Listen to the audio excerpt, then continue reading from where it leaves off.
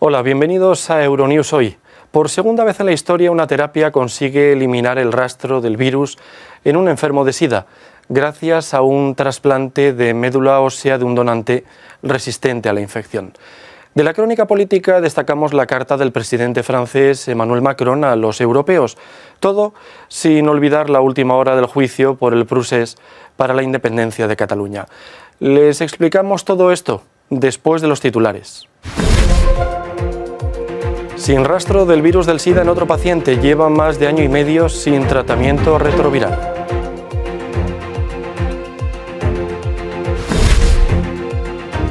Carta de Macron a los europeos. La misiva del presidente francés impulsa el debate sobre el futuro de la Unión Europea.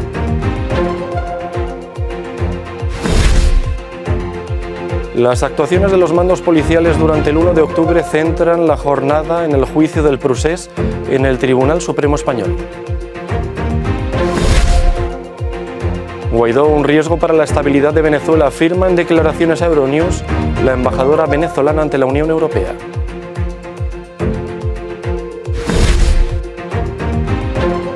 Pekín revisa a la baja su crecimiento e inquietud por la evolución de la economía china.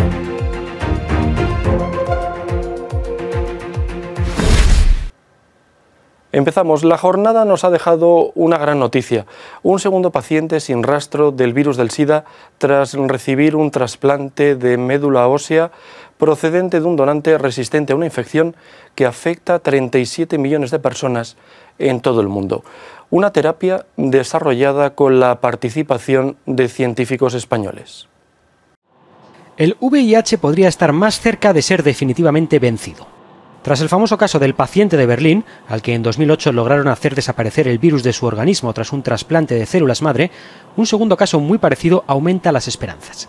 Se trata de un ciudadano británico, el paciente de Londres, que tras un trasplante de células madre llevaría 18 meses en remisión del virus sin necesidad de tomar antirretrovirales.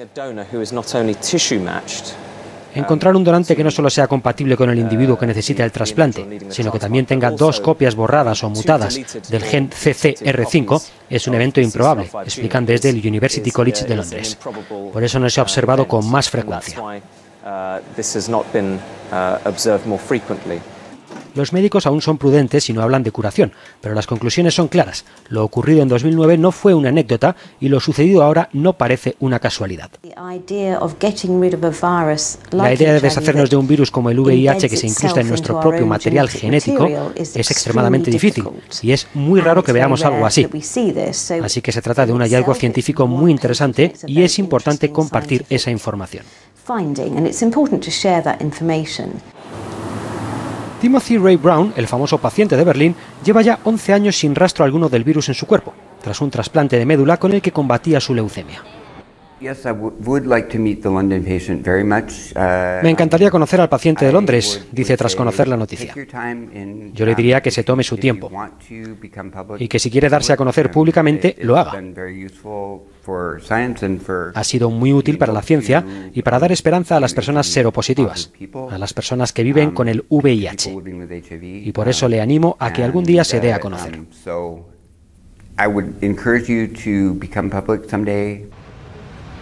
El caso del paciente de Londres anima a los investigadores a seguir por ese camino, si bien recuerdan que un trasplante de células madre es un procedimiento de mucho riesgo. La batalla, cada vez más cerca de su fin, continúa. Macron ha escrito una tribuna abierta a todos los europeos, una carta en la que expone los retos y oportunidades que tiene el futuro de la Unión Europea. Las palabras de Macron han provocado todo tipo de reacciones. El nuevo llamamiento del presidente francés Emmanuel Macron a favor de la Unión Europea y de varios cambios en su organización y funcionamiento no ha dejado a nadie indiferente. Las reacciones dentro de la Eurocámara han sido múltiples y variadas. Para el eurodiputado belga Philippe Lambert, la carta de Macron es cuanto menos poco específica. Tenemos un problema que no es otro que el de la práctica. Dice que quiere una Europa que proteja, pero uno se pregunta, ¿que proteja a quién? Si se trata de los dueños del capital, lo entiendo, pero en realidad cuando uno se fija en sus políticas, estas no protegen precisamente al hombre y a la mujer de la calle, y no protegen el clima. Y ahí es donde nosotros somos diferentes. Ya éramos unos europeos incondicionales mucho antes de la llegada de Macron, y no hemos cambiado porque llegara Macron. Oscar Lancini, de la Liga Norte, también se muestra crítico con el comunicado del presidente francés, al que recuerda que para recibir también hay que dar. Lo siento, pero parece que cuando hay un problema francés se convierte en un problema europeo. El problema de los chalecos amarillos debe convertirse en un problema europeo solo porque no sea capaz de resolverlo, y luego cuando se trata del problema italiano con la inmigración, entonces es solo un problema italiano. El llamamiento de Macron, publicado en diarios de los 28 países miembros, también ha dado que hablar entre los ciudadanos europeos.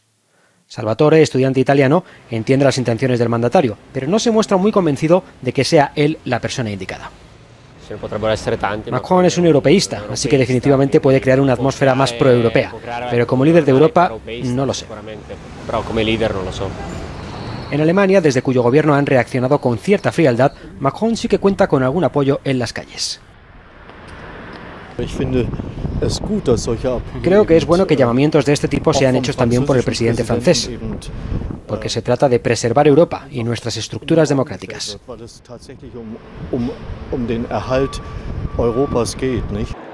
A falta de 3 meses para las elecciones europeas, Macron insta a renovar la Unión con cambios importantes, como una revisión del espacio Schengen y una lucha más férrea contra los nacionalismos. El último fin de semana de mayo, los europeos responderán al presidente con otra carta. 11ª sesión de la vista oral del juicio del Procés para la independencia de Cataluña. Varios responsables políticos y policiales han detallado su actuación antes, durante y con posterioridad al 1 de octubre. El independentismo catalán creó un clima de violencia de cara a la celebración del referéndum del 1 de octubre de 2017. Ha sido la declaración del exdelegado del gobierno en Cataluña, Enric Millo, que este martes ha declarado en calidad de testigo en el juicio contra los líderes del proceso soberanista catalán. El exdelegado del gobierno ha añadido que también le llegaron imágenes de agresiones a las fuerzas del orden y que pudo comprobar personalmente que muchos agentes resultaron heridos. A mi casa, mi hija pequeña estaba llorando. Una gente me explicó que le había caído en la trampa del Fairy. Yo pregunté qué es esto, ¿no? Y es, bueno, pues verter detergente en la entrada de algunos colegios para que cuando los policías entraran, patinaran, cayeran al suelo y luego les pateaban en la cabeza, ¿no? El coronel de la Guardia Civil, Diego Pérez de los Cobos, coordinador de las actuaciones de Mossos d'Esquadra, Policía Nacional y Guardia Civil en Cataluña, denunció violencia contra guardias civiles. La situación de violencia fue muy grave. Todos hemos visto, yo creo que ha habido imágenes. Recuerdo un guardia civil en el suelo recibiendo una patada en la cabeza. En fin, situaciones de mucha gravedad que por suerte no terminaron con consecuencias más graves. Nosotros nos encontramos enfrente con grupos de resistencia perfectamente organizados y jerarquizados. El coronel de los Cobos denunció complicidad de los Mossos d'Esquadra en la realización del referéndum. Luego supimos que en muchos de estos locales la actividad de Mossos lo que había consistido era en esperar a que se desarrollara la votación y una vez terminada la votación, con la colaboración de los propios organizadores de la actividad ilegal, pues recibir las urnas y las papeletas y anotarlo como un colegio supuestamente cerrado, con lo cual aparentaban ante la autoridad judicial el cumplimiento del auto, mientras que habían permitido la actividad durante todo el día. El coronel de los Cobos declaró que en una junta de seguridad interpeló al presidente de la Generalitat, Carles Puigdemont, pidiéndole que desconvocara el referéndum.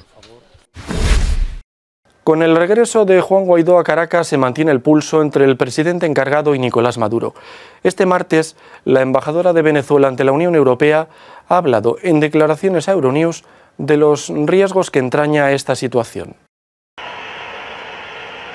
Juan Guaidó no corrió ningún riesgo al regresar a Venezuela, pero Venezuela sí corre un grave peligro tras su regreso. Lo ha dicho la embajadora venezolana ante la UE, Claudia Salerno, con la que ha hablado Euronews este martes en Bruselas. Salerno afirma que no hay ninguna orden de detención contra Guaidó, que su país sufre un intento de golpe de Estado dirigido por Estados Unidos y que las intenciones de Guaidó son claras. El señor Guaidó puede representar un riesgo para la vida, la estabilidad y la seguridad de todos los venezolanos. Pues ese señor abiertamente el día 24 de febrero y desde el territorio de otro país dijo, y mencionó la posibilidad de la Asamblea Nacional de volver al país para que la Asamblea Nacional aprobara la intervención extranjera sobre la base del artículo 187, numeral 11 de la Constitución Nacional, que le da el poder a la Asamblea Nacional de autorizar una intervención extranjera en el país. Entonces yo creo que con una agenda tan clara y tan peligrosa, no es Guaidó el que está en riesgo, somos todos los venezolanos. En una rueda de prensa posterior, Salerno ha pedido a los gobiernos europeos que apoyaron a Guaidó que rectifiquen y que sumen sus esfuerzos para que fructifique el diálogo y se evite una mayor polarización de la sociedad venezolana. Pekín ha oficializado el recorte en sus previsiones de crecimiento. La economía china sufre fuertes tensiones en algunos de sus indicadores que provocan inquietud. China reduce su previsión de crecimiento. El gobierno chino prevé que la economía del país crezca este año entre el 6 y el 6,5%. Sin embargo, afronta una desaceleración y el conflicto comercial con Estados Unidos. El primer ministro Li Keqiang anticipó al Congreso Nacional Popular que a China le vienen de frente nuevos obstáculos. Un análisis exhaustivo de la situación dentro y fuera de China muestra que al perseguir el desarrollo este año enfrentaremos un entorno más grave y complicado. Debemos estar totalmente preparados para una dura lucha. El gobierno chino disminuye impuestos, aumenta la inversión en infraestructuras y el crédito, en un intento por apuntalar la desaceleración económica del país y combatir la baja de la demanda interna. Los aumentos de aranceles impuestos por el presidente estadounidense Donald Trump empiezan a hacer mella en las cuentas chinas. Lo que está sucediendo es que China está lista para seguir con la deuda, está lista para ir más allá en el endeudamiento, está lista para hacer lo que sea necesario para crecer y ese es el problema para el mundo con respecto a China. No va a ser en 2019, será más adelante cuando China esté aún más apalancada y haya hecho más de lo que debería haber hecho para que el crecimiento continúe. El gobierno chino ha reducido el IVA del 16 al 13% para la manufactura y del 10 al 9% en sectores como transporte e industria. En las zonas rurales pretenden sacar de la pobreza a 10 millones de personas. El Partido Comunista está preocupado ante todo por la agitación social. Por lo tanto, el desempleo masivo es una posibilidad que el gobierno simplemente no querría ver. No creo que en esta etapa estén considerando aún el desempleo masivo, pero estamos viendo que el consumidor empieza a tener dificultades.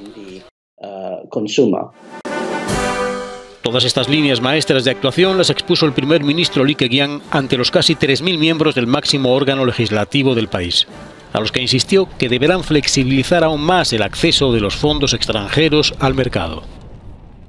Decretan la libertad para el expresidente del grupo Nissan tras pasar 3 meses en una cárcel japonesa, acusado de graves delitos económicos y financieros. Ghosn obtiene la libertad bajo fianza. El expresidente de Nissan, Carlos Ghosn, podrá salir de la cárcel después de 3 meses. El juez ha rechazado el recurso de la Fiscalía que se oponía a la libertad del empresario de origen brasileño y le ha impuesto unas estrictas condiciones de vigilancia. El Tribunal de Tokio, que instruye el caso por presuntas irregularidades fiscales, aceptó este martes la petición que había presentado la semana pasada el nuevo equipo de abogados de Ghosn. La justicia japonesa ha impuesto al expresidente de Renault Francia un control integral de comunicaciones y movimientos mediante cámaras y dispositivos de localización electrónica. Río de Janeiro vive estos días a ritmo de samba, un ritmo que algunas comparsas han aprovechado para protestar contra las políticas del presidente Jair Bolsonaro.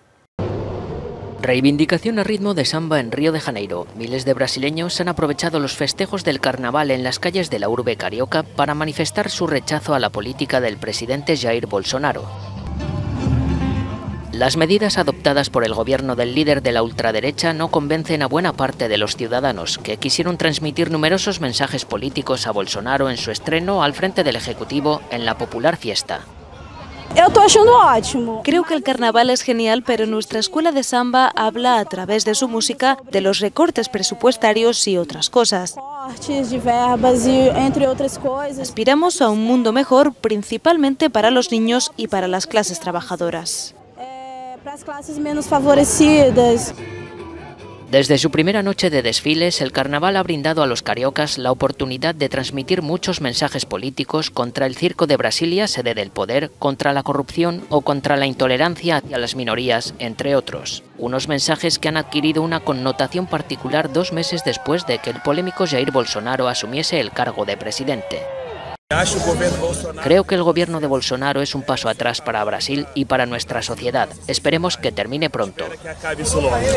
Los ciudadanos critican además que el carnaval, un espectáculo del pueblo, se haya transformado y haya dejado atrás la tradición y la cultura popular. Con el carnaval terminamos, les agradecemos su atención, no sin antes recordarles que pueden ver estas y otras noticias en nuestra página web y en nuestras redes sociales. Gracias, hasta mañana.